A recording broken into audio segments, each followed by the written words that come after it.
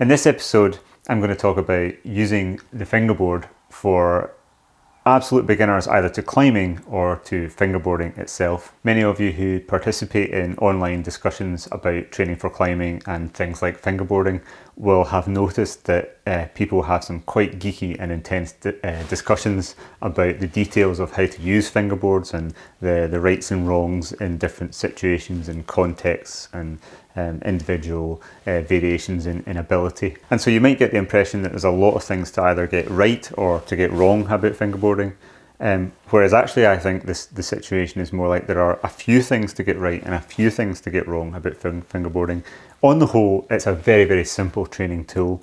And on the whole, I think most people's routines on fingerboards are also really pretty simple. I covered a fair bit of detail on fingerboarding in an earlier video I did called How to Hangboard, which I shall link to in the corner of the screen. And even that I think wasn't detailed enough for some people, or perhaps I would say that for some people I think they wanted it to be more detailed, whereas actually how I use this tool to get strong for my climbing is very, very simple.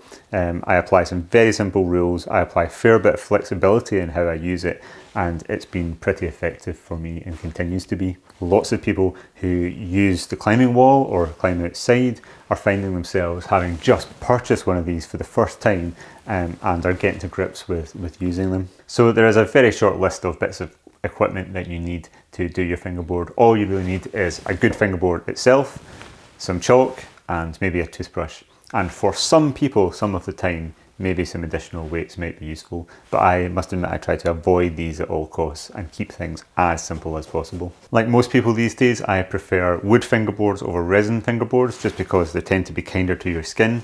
Often we're using them in our own houses, which are quite warm environments, and if you have something that absorbs the sweat from your skin like wood does, and also is not too rough and will wear your skin down in warm temperatures, then that's also useful. I also really prefer very simple fingerboards. This fingerboard, the Edge fingerboard, I designed, and I designed it to be suitable for people who were either total beginners on fingerboarding right through to expert level. And I designed it to try and be as simple as possible for a few reasons. One really important reason is that it hopefully keeps you focused on what's important about the fingerboarding itself, which is form and effort. The Edge fingerboard has 3 rungs: a jug rung, a 20 odd mil, I think it's 21 mil with quite a bit of rounding, fingery rung, and a smaller fingery rung. And really I only ever use 2 of these. I don't tend to use the bottom rung just because for my level of strength it's a really good level of difficulty to hang on one hand on the middle rung.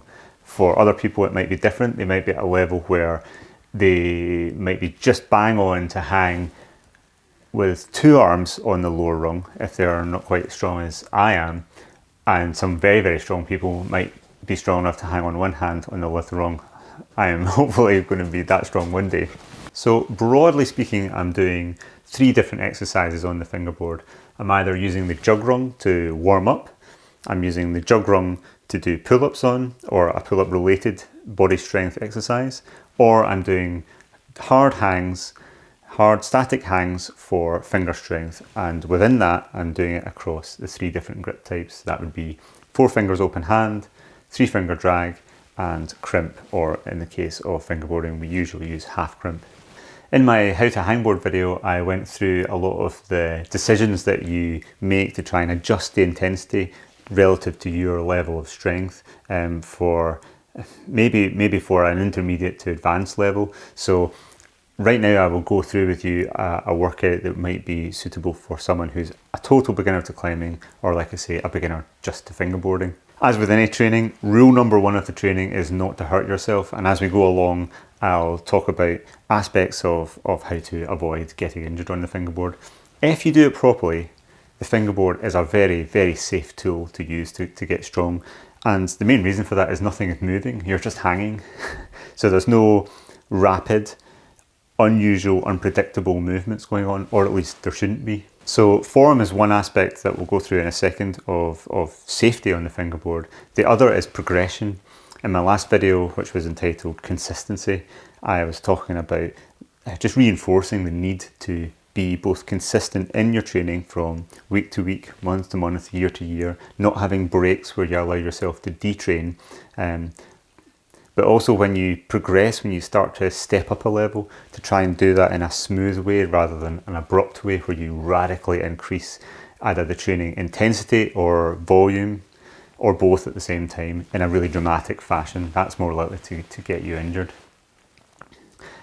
Interestingly, some people commented that why was I posting that at this precise moment when we're all being deprived of our normal climbing and climbing centres right now in the coronavirus. But to my mind, that was exactly why I posted it right now, because a lot of people are switching from one type of climbing. Oftentimes, when you're actually doing real climbing, it can be less intense than this basic strength type of exercise. So they're switching from doing all their climbing in a climbing wall or on rocks to all of their training indoors in a very intense exercise on this. And so the actual intensity of their exercise might go really steeply up, or if they stop climbing in the climbing wall once it's closed or whatever, then their training load might abruptly go right down and they might start to detrain. Then after a couple of weeks lag, they buy themselves a fingerboard and put it up, and all of a sudden their training load goes right back up again. And that sharp decline and increase is too much, and that does present a risk for injury. So my point was, if you have detrained, retrain slowly. You can't shortcut the process. And if you can, avoid detraining and try to keep your level of your training load as consistent as possible without breaks, and progress slowly. So that comes to another basic tenet of fingerboard training, which is that less is more, generally speaking, and that the quality of your efforts on the fingerboard are probably better than the quantity, and the quantity does not need to be that high.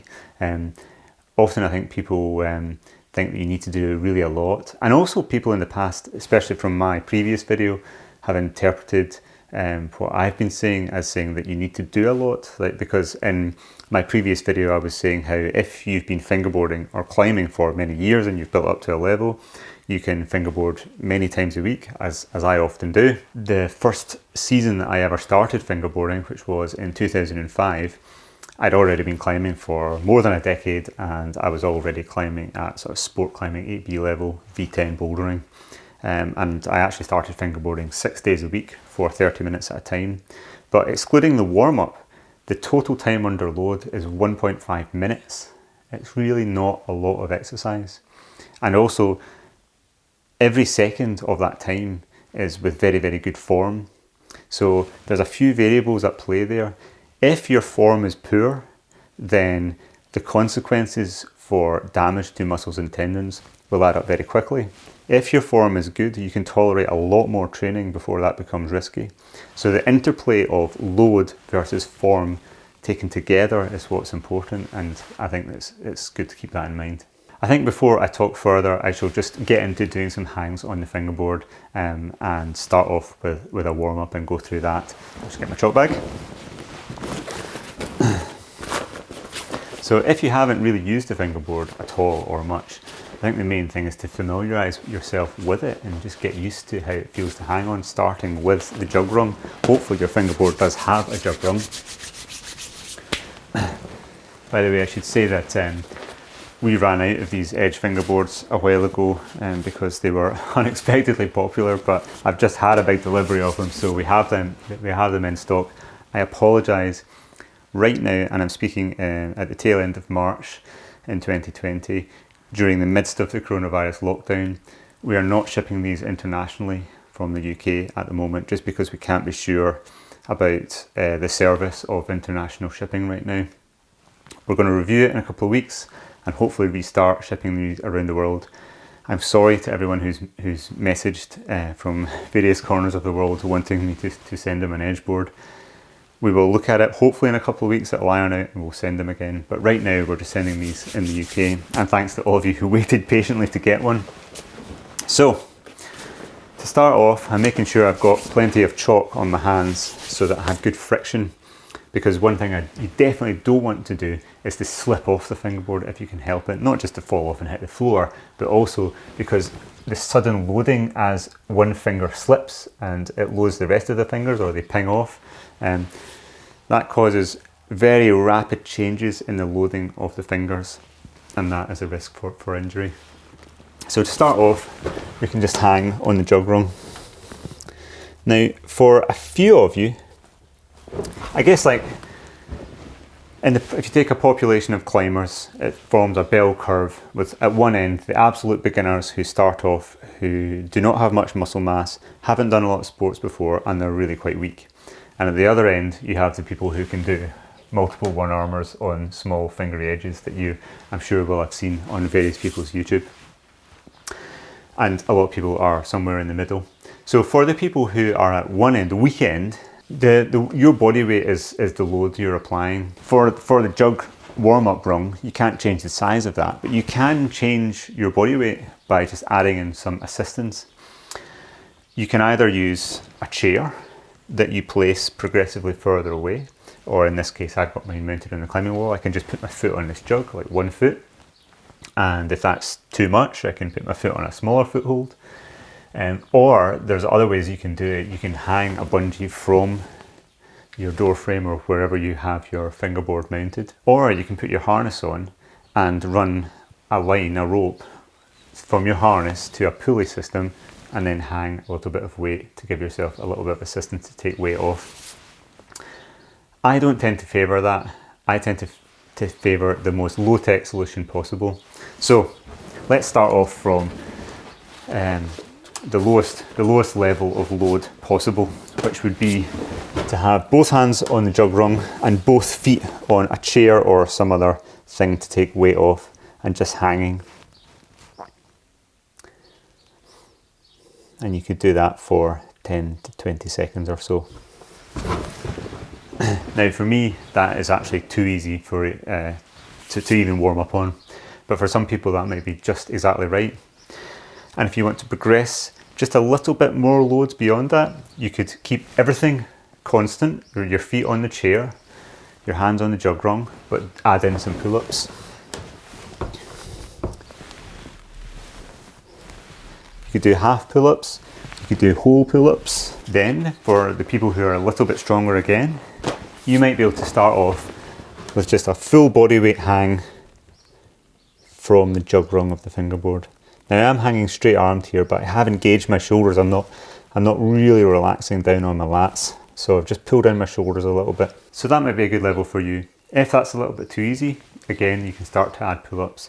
Personally, the very first thing I do, having done no other exercise, if I come to the fingerboard, is I'll just do 5 strict form pull-ups. And when I say strict form, I mean from a straight arm to my chin over the bar.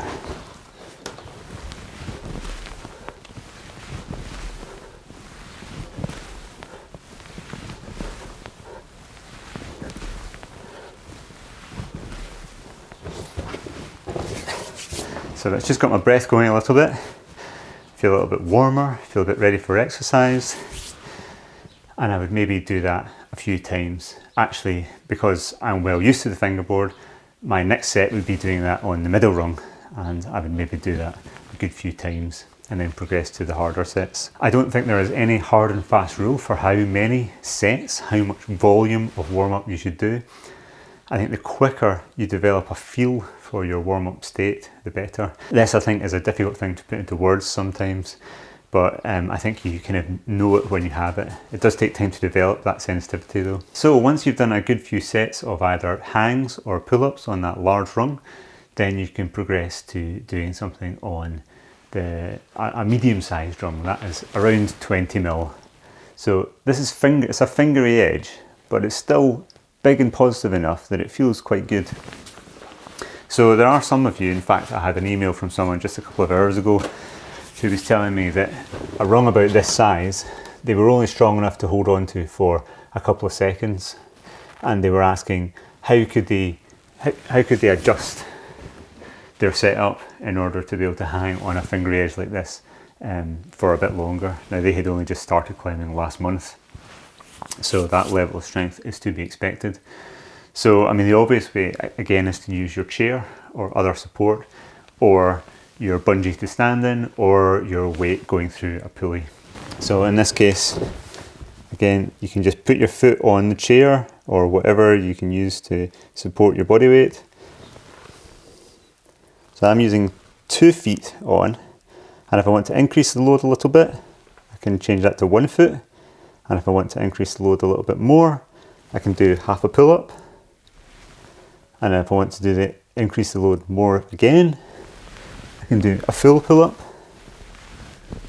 And then beyond that, I need to reduce load further, either by using a smaller foothold, less weight on your pulley system, or by moving to a hang with my full body weight. It does take a little bit of inventiveness to get to that right intensity. You notice that in between my sets, I'm just continuing to brush the chalk across my fingertips. Sometimes I blow my fingertips. I also have a fan, which I think is just out of shot, just down here, which I usually have on during my fingerboard sessions to keep my fingers nice and cool and dry. It's just a cheap fan, costs £10. So I'd like to make an important point about the intensity of the hangs, and then after that I'll come to the different grip types to go through to actually make up the workout itself. So generally speaking, in strength training, high loads are the order of the day. And the reason for that is because of something called the muscle fiber size principle. So most of you will probably have heard of the idea of people having a high proportion of fast twitch muscle fibers versus slow twitch muscle fibers. Slow twitch muscle fibers tend to be fatigue resistant, that is, they have good endurance, but as a consequence they have a low level of force production. They are quite small and they can't produce a lot of force. The large fibers of a muscle, that is the fast twitch fibers, they can produce much larger forces, but they fatigue much more rapidly. Fast twitch fibers are also much harder to recruit. That is that you have to have a huge neural drive from the brain, a huge level of motivation in order to even get them to fire at all.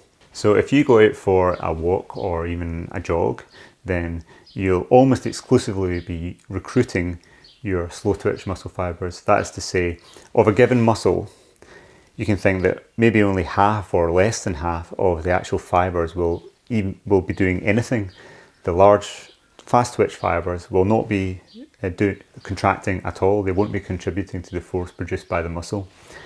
But as you go to higher and higher intensities, then more and more fibers will be recruited until the largest fast twitch, most reluctant fibers will eventually be recruited, and at that point the whole muscle is actually working. So that's quite an important concept to grasp when you're thinking about strength training, is to think that if you are hanging on the fingerboard or you're lifting a weight and the intensity is easy enough, as this intensity is for me, that you can kind of think about what you're going to do tomorrow, you can think about something else and you're not needing to apply a lot of motivation, that the whole muscle is not being used.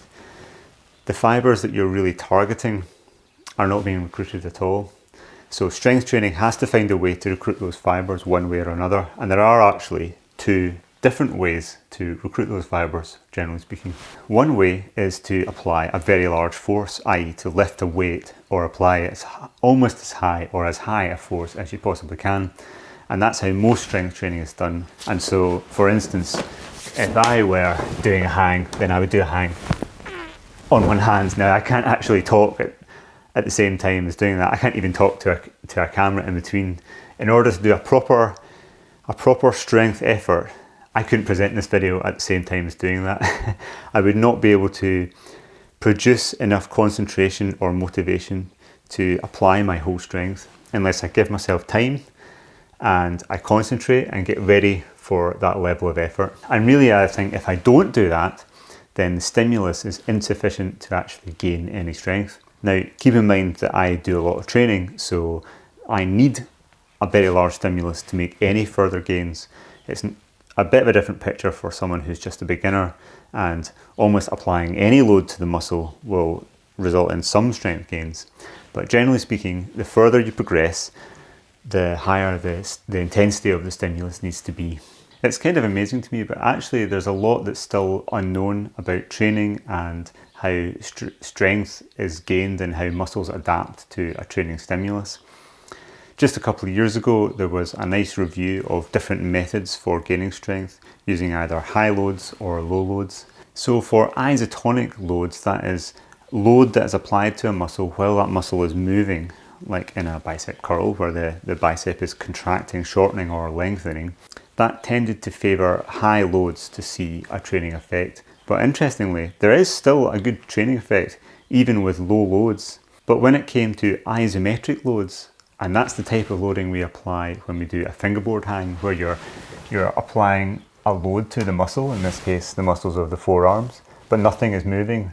You know, to concentrically contract the muscle, you'd have to shorten your fingers, and to eccentrically contract them, you'd have to lengthen them again. But you're not doing it, there's no movement, there's just load with no movement. That's an isometric contraction. And for that type of contraction, it doesn't appear to matter that much whether the load is high or the load is low but continued to fatigue.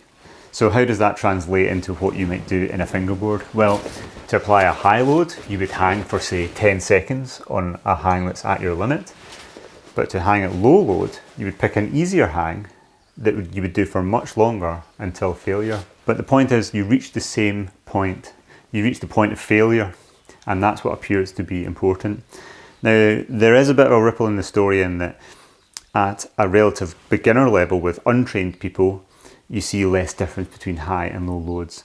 And the more advanced people get, the more it tends to shift in favour of using high loads for your training stimulus in order to see a decent effect. But since in this video we're generally talking about beginners on the fingerboard, then I thought it was of relevance to mention that. So I think this has utility in a couple of contexts. One is if you're new to this and you're worried about injury, then you can feel free to use a lower load until you gain familiarity with it and until you gain confidence, until you realise that you actually are capable of higher loads, and then you can start to move towards that in due course, whether that be weeks, whether that be months or even years.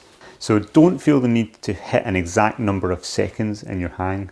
The point is that you're hanging to failure no matter what the load is in order to see a strength gain. The other point of interest about high and low loads is it also plays into how you might build up your sessions. For some of you, it might make sense to do distinct sessions a few times a week, let's say, where you come to the fingerboard and you train on it for, let's say, half an hour. That would be a normal fingerboard session for a strength-based session.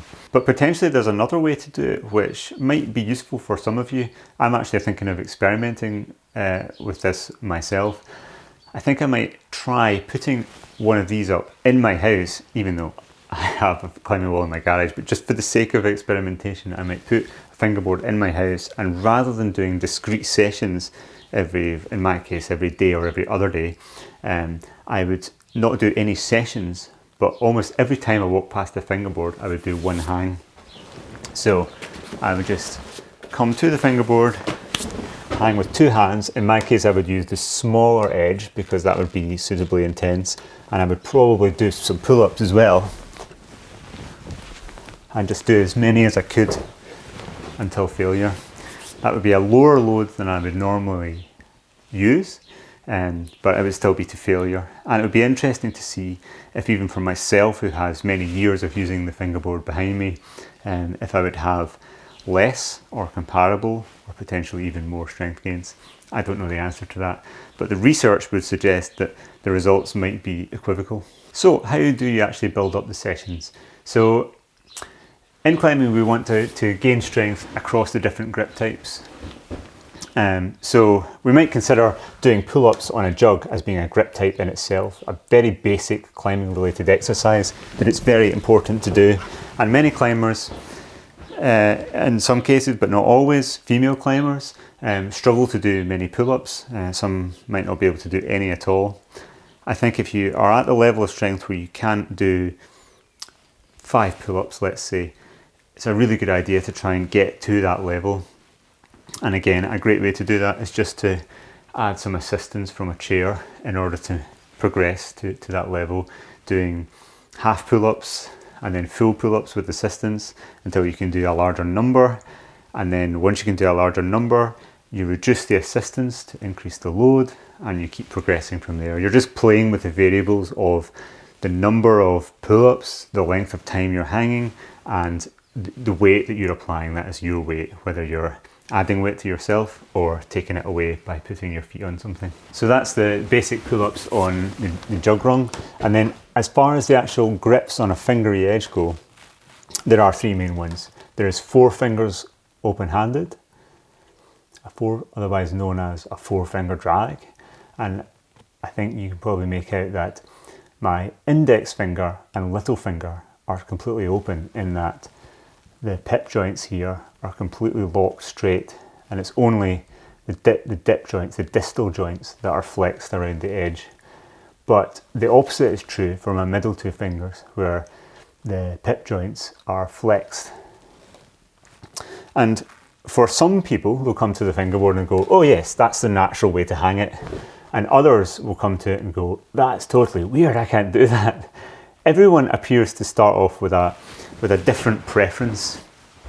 I have seen people with sort of extremes of preference when they first come to the fingerboard. Some people, they look at a 3-finger drag and they're just like, how can you even hang on like that? It just doesn't make sense. And actually, when I was in my earliest years as a climber, that's how I felt about it. And I wanted to crimp everything, and a 3-finger drag felt very unnatural. I was forced to reconsider that by getting a lot of pulley injuries. For others, the reverse is true, and they actually favour a 3-finger drag, and so do a lot of that, and then end up getting a very frequent climber's injury, which has been called in the literature a flexor unit strain, which is, I mean, it may be several injuries rolled into one, but it's really a strain often of the ring finger, but not always. And it may be the tendon itself, it may be the pulleys, or it may be the lumbrical muscles that connect the flexor tendons. But either way, you tend to get pain through there, often in the ring finger, from that 3-finger drag. But it also happens with pockets. And then of course there's the crimp grip, where 3 of your main fingers, or sometimes the little finger as well, depending on your individual finger lengths, are flexed at the pip joint. We don't tend to use our thumbs over on the fingerboard. It tends to feel a lot more natural to have the thumb off and to use a sort of half grip.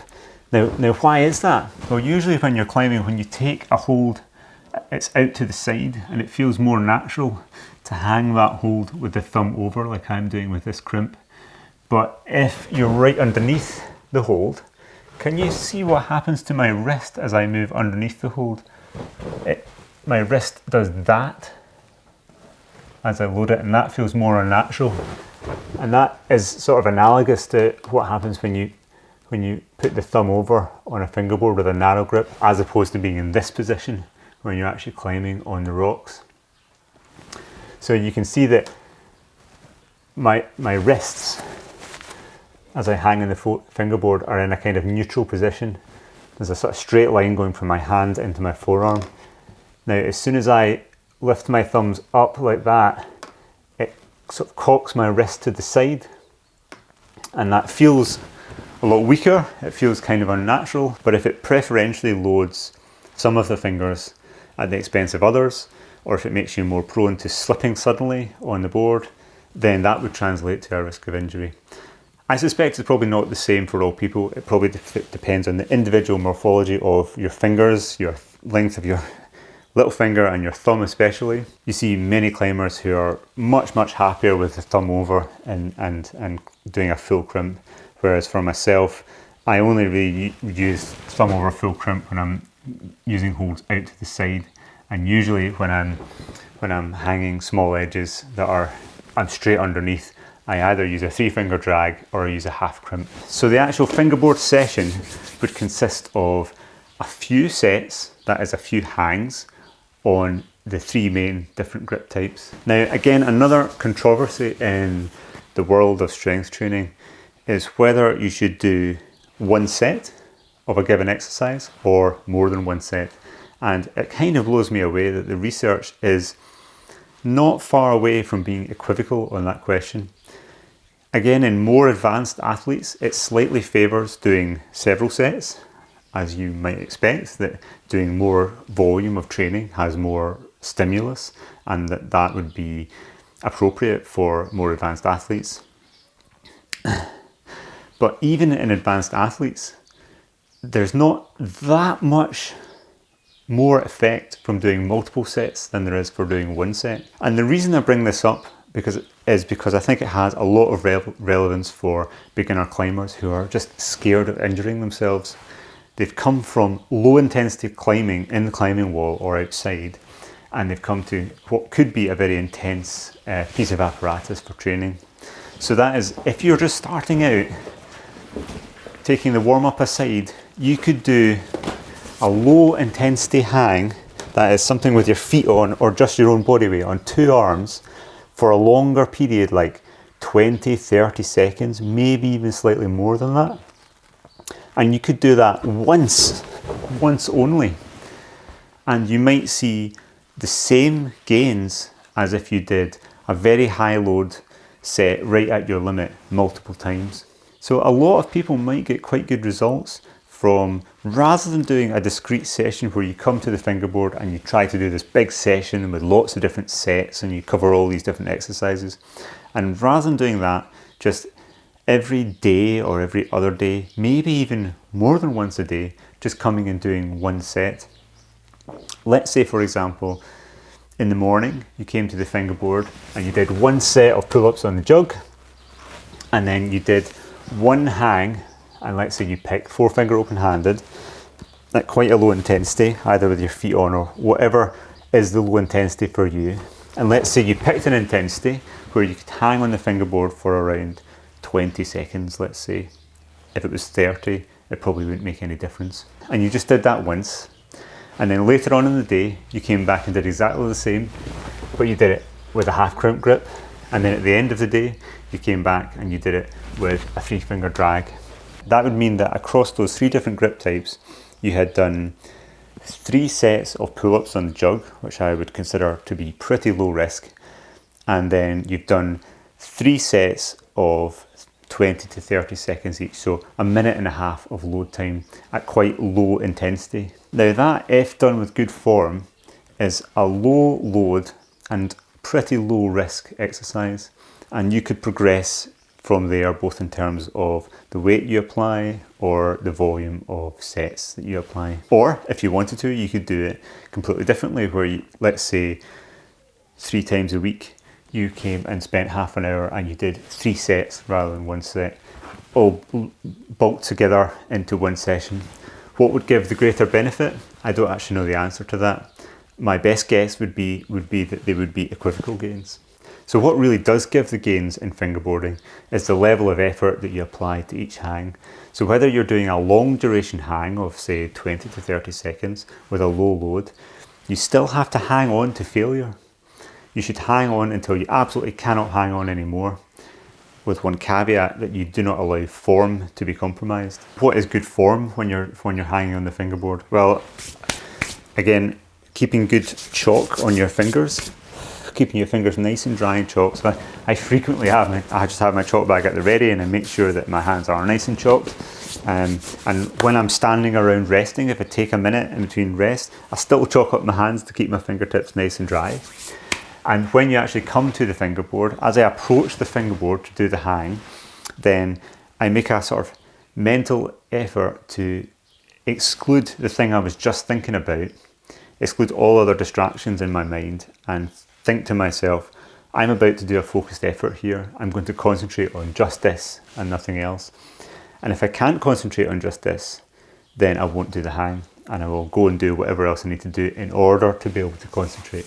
So that's the key thing, is be present, pay attention, do this properly. So I come to the board with that in mind, and I always have a little ritual where I get myself ready, and everything about the movement, the chalk, putting my fingers in front of the fan, lining myself up underneath the board, feeling the edge as I drag my fingers off it to take the weight.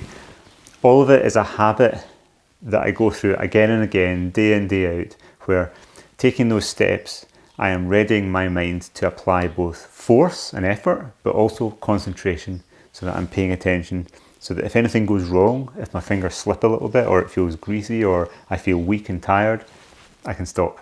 The next thing is when you set yourself under the board, set yourself so that when you pull off the ground, you're perfectly balanced. Now, I've done this so many times, it just becomes natural. So there's no movement when I pull off the ground. But a lot of beginners either stand too far forward or too far back. That's probably more common, where they stand too far back, and so when they pull off the ground, they swing. So the force is changing on your fingers as you swing back and forth while they're under load. That maybe carries a risk for injury. Or if your fingers are greasy and sweaty, or you haven't brushed the edge itself, then when you're hanging, then you might slip right off the board. And I think that definitely confers a risk for injury. And you might think, well, how can I hang on to failure but not slip off the board? And that's where your feet come in. So when you pull up and you hang, at first it feels all right.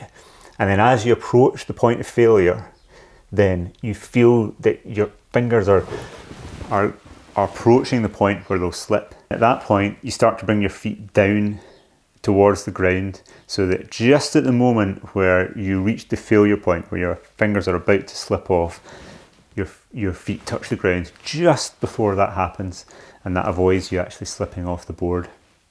That's also why I favour hanging with a bent arm over hanging on a straight arm, because what usually happens is when you pull up into a bent arm position, that feels okay, and then as your fingers start to fail, you actually start to drop down, and you just have that steady drop down, and you time it so that at the point of failure, your feet land on the ground and unweight your fingers. So those basic principles: good form, smooth progression of training load and intensity, longer duration, low load exercises if you're not used to the high load stuff yet. Also a general less is more approach to fingerboarding itself, where you're really focusing on the quality of the effort, hanging on for as long as you possibly can, rather than doing tons and tons and tons of it.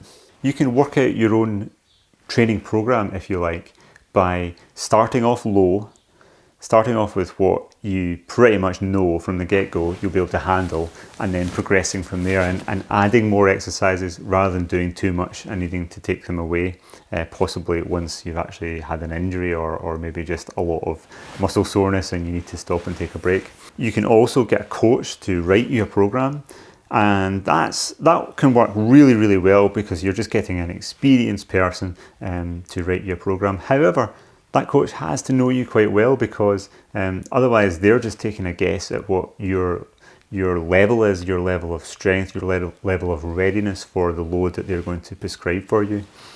And they might not have all that information to hand.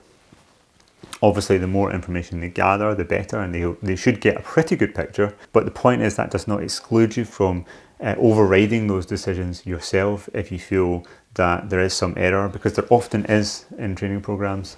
Now, as I say, there is more detail on fingerboarding in the video that I already made on how to hangboard. I'll link to that again. If you have further questions, then please do ask me. The basic finishing message of this video is, if you're a climber and you're in lockdown because of coronavirus and you don't own a fingerboard, get one as quickly as possible. It is a pretty much essential tool for maximising your potential as a climber the best of times. But when we can't go out and climb, its importance comes to a whole new level. So please get fingerboarding.